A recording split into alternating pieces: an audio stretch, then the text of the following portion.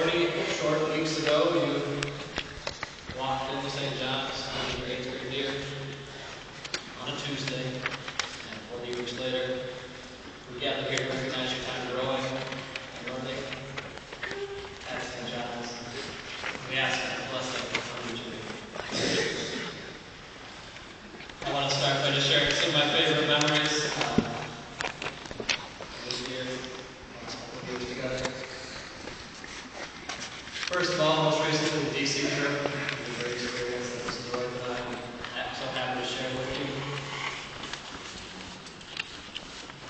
There were so many family moments, I think. First of all, St. Debbie.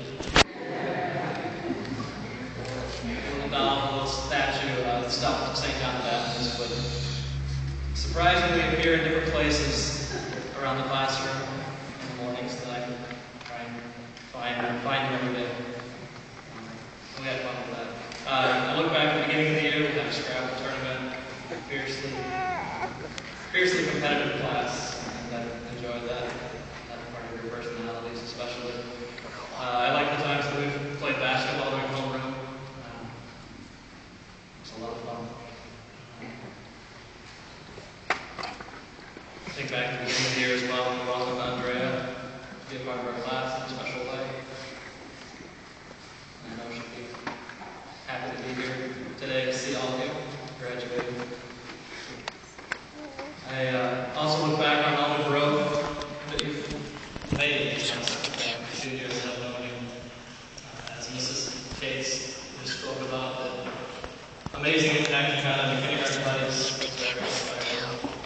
The times you've reached out to help the community around you, going to the nursing home, going to feed our children.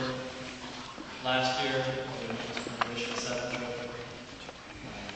All the way to go with you. There are lots of great stories about that. And I know the browse that gave you back to your journals as you flip through them. Definitely an important event for you. And I think just in general, the great questions you've had for me, your great responses that you've given me, we've had some wonderful discussions together. As you get ready to make a big step into the bigger hallways of Holy Family or Minnesota, I know you're well prepared. But I want you to think of our hallway. Well, we have two, but our upstairs hallway. And there's a statue that you walk past every single day. And I think many of you know who that saint is. It's a statue of St. Elizabeth Ann Seton. She's the patron saint of Catholic schools, so it's appropriate we have a statue of her. And I think there's some important lessons that you can learn from St. Elizabeth Ann Seton. 3 lessons. First of all, St. Elizabeth Ann Seton was born 2 years before the Declaration of Independence. She was born at a time in her early childhood filled with conflict and fighting. And she did have a rough life. Her husband died when she was relatively young, and she had 5 children to raise on her own. And in those tough times, she relied on her faith. She says that we know certainly that our God calls us to a holy life. God calls you and all of us to a holy life. Her first lesson. Her second lesson. We must pray literally without ceasing. Without ceasing. In every occurrence and employment, and I might add, school that we're in. That prayer of the heart, which is independent of place or situation, a lifting up the heart to God in a constant communication with Him. Pray unceasingly. We're called to a life of holiness. Pray unceasingly.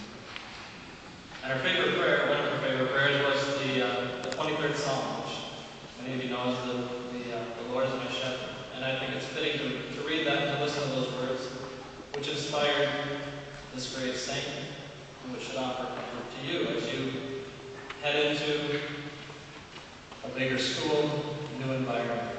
These are words that you can take heart in and will comfort you. The Lord is my shepherd. There is nothing I lack. In green pastures you let me graze. To safe waters you lead me. You restore my strength. You guide me along the right path for the sake of your name. Even when I walk through a dark valley, I fear no harm, for you are at my side. Your rod and staff give me courage. You set a table before me as my enemies watch. You anoint my head with oil, my cup overflows. Only goodness and love will pursue me all the days of my life. I will dwell in the house of the Lord for years to come. Pray unceasingly. And her third lesson. Her third lesson is to always do God's will. And I think over the years here at St. John's, we've been here for 11 years, just a couple of years. You've learned some very important lessons about doing the will of God. For Elizabeth Ann Seton, she says, the first purpose of our daily work is to do the will of God. To do it in the manner He wills it, and to do it because it is God's will. And again, looking back over the many ways we've touched the lives of the kindergartners, we've touched the lives of the entire school community. You've reached out to help the wider community. You have been doing the will of God, and I pray that you continue to do that.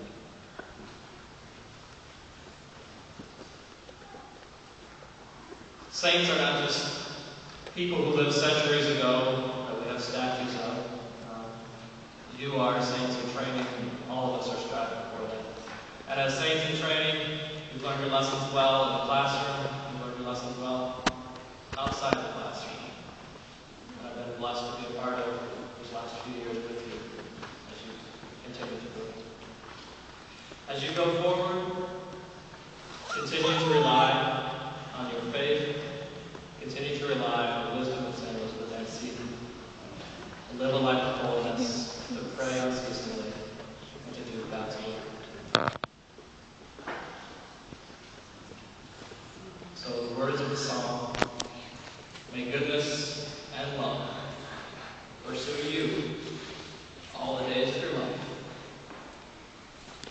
May you dwell in the house of the Lord for years to come.